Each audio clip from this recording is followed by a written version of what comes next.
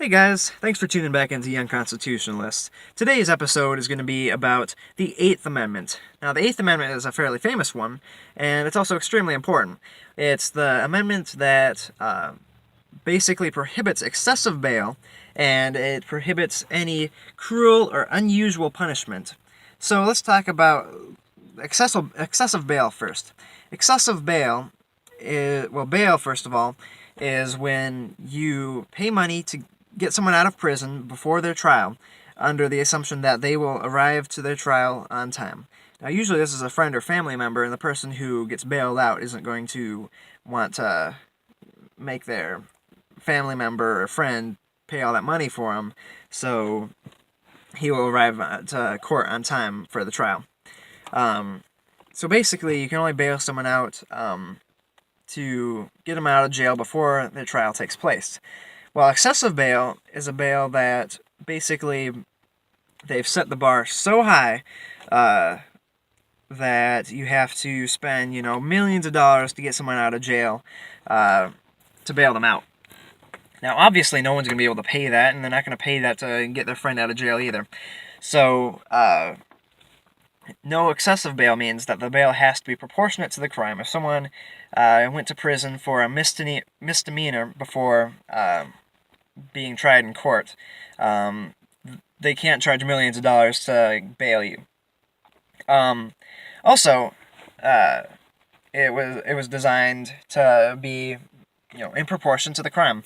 So, essentially, protecting people who have gone to prison, giving people a right to bail them out before the trial takes place. Let's talk about cruel and unusual punishments. Well, cruel punishments talk about things like lynching, crucifixion, stoning, terrible, terrible things like that. Essentially, you have the right to a humane death if you get sentenced to death. Once you're sentenced to death, there are certain ways that they can put you to death, but they can't do it in any unhumane way. And, again, the punishment has to be proportionate to the crime. They can't put you to death for stealing candy at the candy store, for example. They can put you to death in some states, and I believe it should be all states.